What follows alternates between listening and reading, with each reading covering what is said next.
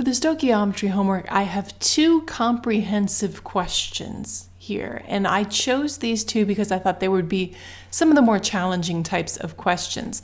Now, on the quiz, you can expect that some of these questions would be parsed out into different pieces. So, for example, you may get a balance the chemical equation in one question, but a limiting reactant in a different question. And here I have them combined. So we're going to start with number one. We're going to balance this equation, indicate what kind of a reaction it is, and then solve the theoretical yield, the limiting reactant problem. So I'm just going to copy this over to this screen. And the first thing we're going to do is balance this equation. Now, to balance this equation, I'm going to start with my reactants and my products, and I'm going to count what I have. I'm going to start copper, then I have my H, N, and O. Now on the reactant side, I have 1 copper, 1 hydrogen, 1 nitrogen, and 3 oxygen. That makes it fairly quick and easy. But on the product side, that's where it starts to get funky because I have several oxygen-containing compounds over here. And that's going to start making it a little bit hairy. So I start with my 1 copper. I have 2 nitrogen, but I have 2 hydrogen over here, and then I have 3 times 2 is 6, plus 1 is 7, plus 1 I have 8 oxygen. Now, just from experience's sake, I know that if I can balance the oxygen, everything else is going to come out just fine. But because I have so many of these oxygen-containing compounds on the product side, that's going to just make it a little bit hairy. Now, because copper is over here by itself, I'm basically going to ignore copper right now. And I'm going to look at the H, the N, and the O. Now, I have 2 nitrogen-containing compounds over here, and I miscounted. I actually have 3 nitrogens because there's a 2. There's a subscript of a 2 here. That means I need to multiply through both of these subscripts by 2. So I have 2 nitrogens, I have 1 nitrogen here. So I'm going to start by putting a 3 here. Now when I put a 3 here, and I'm starting that just so that I can start somewhere and balance my nitrogens. When I do that, I have 3 hydrogen, I have 3 nitrogen, which makes nitrogen satisfied, but now I have 9 oxygen. Now I'm close, but I'm not there yet. Now again, copper is something I can ignore, so I'm not really going to worry about copper right now, but let's look at those hydrogens. Now I have 3 hydrogen on the reactant side, but I still have 2 on the product side. Now I know my least common factor is going to be 6 there. And because I know that, I'm going to put a 3 here, and I'm going to put a 6 here. We'll see what that does for us. So I'm just going to erase my H, N, and O are going to change, and my H and O are going to change over here. And again, this is just to see what happens. So now I have 6 hydrogen, 6 nitrogen, but 18 oxygen. And on the product side here, I have 6 hydrogen, and I have 3 times 2, or 6 oxygen, plus 3 oxygen is 9, plus 1 is 10. So you see, I'm still not balanced with this N and this O. So let's change the coefficients somewhere else. Let's see what else we can do. Now, I know that this is the only compound that's going to control H, N, and O. So we need to start looking for what kind of common denominators or common factors can we find. And that makes everything even. Now, here my nitrogens are not even. So what if, let's see if I can change the color just to keep things a little bit organized. What if I put a 2 here? If I put a 2 here, then my nitrogen goes from 2 nitrogens, 3 nitrogens, to 2 to 4 nitrogens. Now that still doesn't get me where I need to be. So what if I put a 2 here? Then I have 2 times 2 is 4 plus 2. Then I have 6 nitrogens there. So I'm getting closer, but that does change everything else. Let's change this color completely. So let's recount. Remember, we're going to basically ignore copper until the end. So I have copper, I have 6 hydrogen. Nitrogen has 6, and oxygen has 3 times 2 is 6 times 2 is 12, plus 3 is 15, 16, 17. Again, I'm close, but not quite there. So I'm going to increase all of these. So if I put this up to a 4, go up by 1 here, 3, then I have 3 copper, 8 hydrogen, I have nitrogen, it's 2 times 3 is 6, 7, 8 nitrogen, and then I have 3 times 2 is 12, 12 times 3, that's 36 oxygen, plus 4, 5, 6, so I have a total of 42 oxygen. Now, so in order to get, well, I would put a 3 here for copper, but in order to get my hydrogens to balance, then I need an 8 in front of my nitric acid. So let's see what that does for us. That gives us 8 hydrogen, that gives us 8 nitrogen, and 8 times 3 is 24 oxygen. And I did not add these oxygens up correctly, it's not 42. 3 times 2 is 6, 6 times 3 is 18, that's a better number. 18 plus 4 is 22, plus 2 more is 24. So this is appropriately balanced. I don't know what I was doing adding up 42 oxygens before. So 3 copper plus 8 nitric acid reacts to form 3 copper nitrate plus 4 water plus 2 nitrogen monoxide. So now we have our balanced chemical equation. So now we can work the limiting reactant problem. So what's the mass of the solute in 0.750 liters HNO3 with a concentration of 1.35 moles HNO3 per liter? Well, because we're asked for mass, we should be aiming for grams. So here, I'm going to cancel out my liters. Now I have moles. So I need to be able to convert my moles of HNO3 into grams of HNO3. So I go to the periodic table and I look up the mass for hydrogen, nitrogen, and oxygen. Hydrogen is 1.01. Nitrogen is 14.0, it's usually 0.00, and oxygen is, depending on your periodic table, is either going to be 15.99 or it's just going to be 16.00. Now because I have 3 of those oxygens, I need to multiply that 16 by 3, and then I add all of that together, and I get the molar mass of nitric acid to be 63.01 grams. So my moles of nitric acid cancel out. I'm left with grams of nitric acid, and that's how I know I've done the dimensional analysis correctly. So I get 63.79, and then I can't read my writing anymore.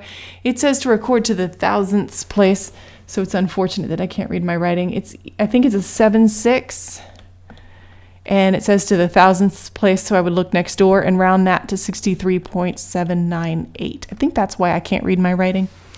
So then, if we have 12.8 grams of copper, and we react that with this amount of our nitric acid, so I'm just going to write that out. I have this volume. I can convert that volume into moles by using the concentration. The concentration is molarity. Molarity is moles per liter.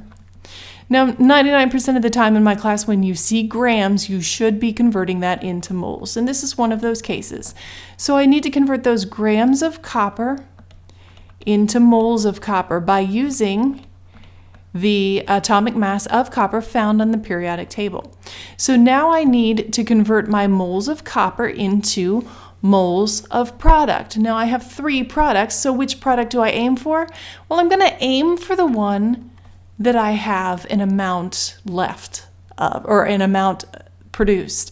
That's the product I'm going to aim for, just to save for calculations. So now I'm going to convert my moles of copper into moles of that product. And I'm going to use the ratio found on the balanced chemical equation in order to make that conversion. So moles of copper are here. So the 3 stays with moles of copper because it's the coefficient in front of copper, and the 2 stays with moles of nitrogen monoxide. Now I'm going to take this one step further because I'm just calculating with a calculator, and I'm actually going to convert this into grams of my product. So I'm going to need that molar mass, and that molar mass is 30.01 grams. And that way I already have my theoretical yield ready once I go through these calculations. So I'm going to take and multiply across the top. Let's see if I can make this a little bit smaller. I'm going to multiply across the top. So 12.8 times 2 times 30.01. And I'm going to divide that by the product of the bottom. So 63.546 times 3. Now I had put that into parentheses in order to obey our order of operations. And I get 4.0299. And I'm just going to leave it like that so that I can analyze. Now, if I react all of this nitric acid, how much product could I possibly produce? Well, I need to convert my moles of nitric acid into moles of my product. So I need to scroll back up. And now I need this number as well. So that number is going to go here with nitric acid, and then the green number stays with moles of nitrogen monoxide. So the 2 goes there, 8 goes there, and I'm going to convert my moles of nitrogen monoxide into grams just to save myself a step for the next part of the question. So now I multiply across the top 0.75 times 1.35 times 2 times the molar mass of nitrogen monoxide. And I'm going to divide that by the product of the denominator, which in this case is just going to be 8. And I get 7.596. So if all of the copper that was available reacted, we would form 4.0299 grams of nitrogen monoxide. If all of the nitric acid was allowed to react, we would end up forming 7.596 grams of nitrogen monoxide. That means the copper is the limiting reagent. It's the limiting reagent because it produces the lesser amount of my product. So the theoretical yield is the amount of product that would be produced if everything was ideal from my limiting reactant. So this 4.0299, I'm going to round that to 4.03.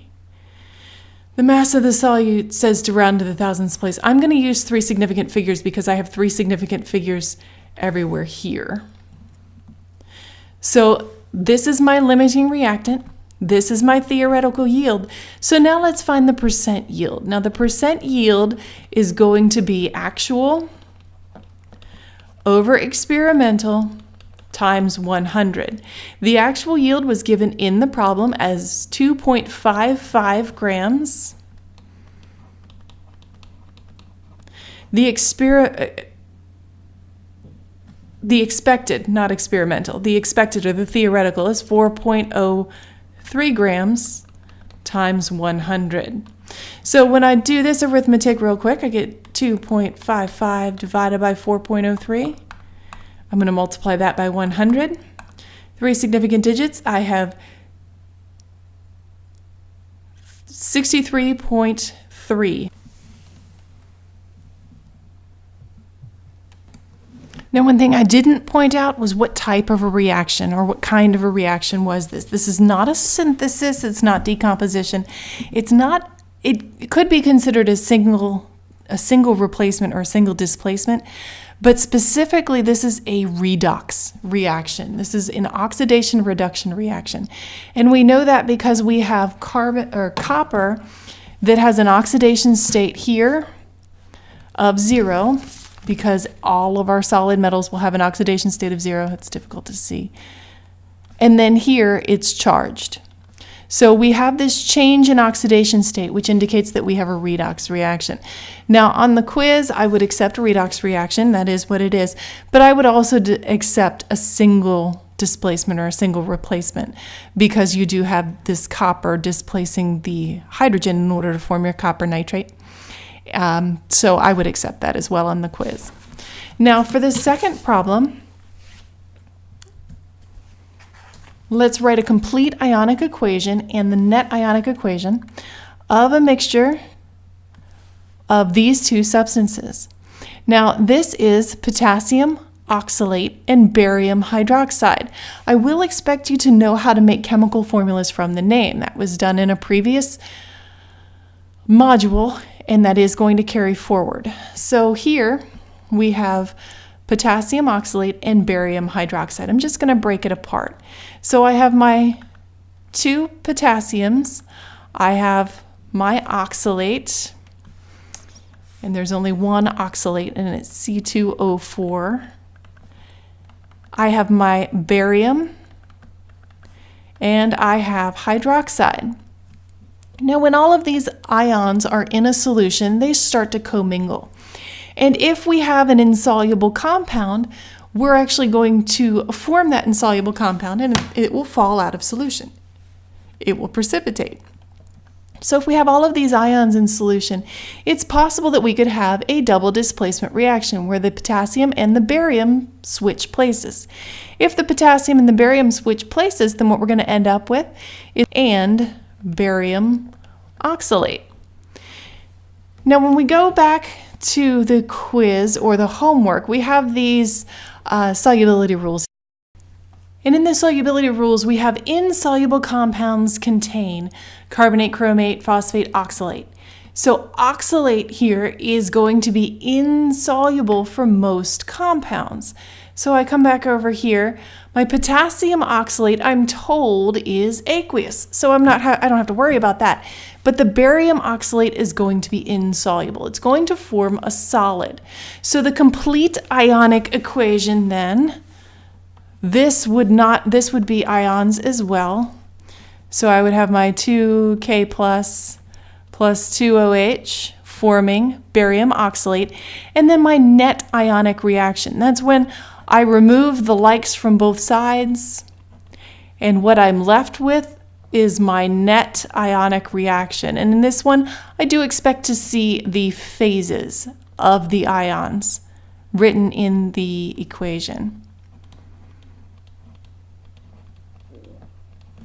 So there's your net ionic reaction.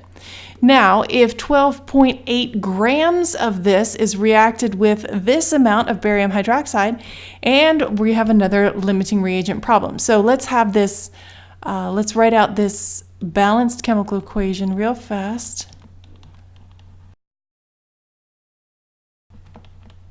Okay, now we can run these calculations. So if I start with 12.8 grams of my potassium oxalate, then how much insoluble product will I make? And can you name that insoluble product?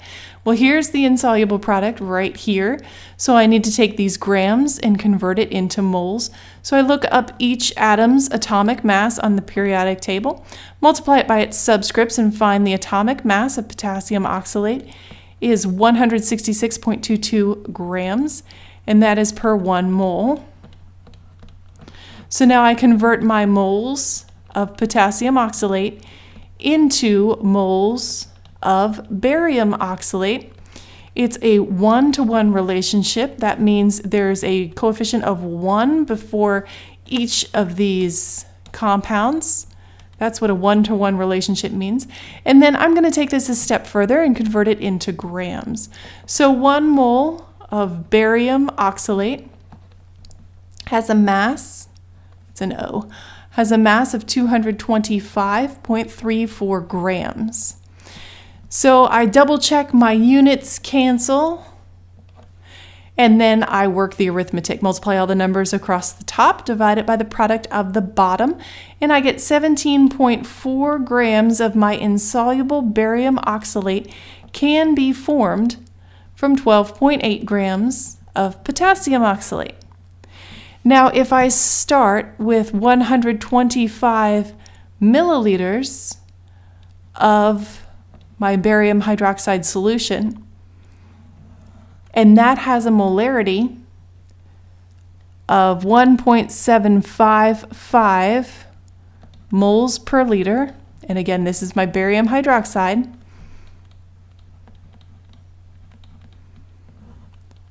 I convert those moles, 1 mole of barium hydroxide reacts to form 1 mole of barium oxalate.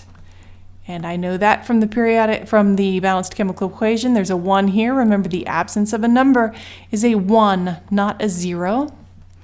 And then I'm going to convert that into grams. And I convert that into grams just to save myself a step later. While I'm punching numbers into the calculator, it's not a big deal. And I find that I would make 49.4 grams of barium oxalate. Now, I was told I had 8.55 grams of insoluble product was collected. So this is my actual over my theoretical or my expected, and that's going to be 17.4 grams because my limiting reagent is going to be the K2C2O4. My theoretical yield is 17.4 grams because that's how much would be made from my limiting reagent. So I have my actual found in the problem divided by my theoretical times 100, and I get 8.55 divided by 17.4 times 100. I get a percent yield of 49.1. Over here, just make sure we have answered all the questions, and that should be it for this problem. Now, you should also be able to predict the products of a neutralization reaction. I did not include that in the homework, but you should be able to work one of those problems as well.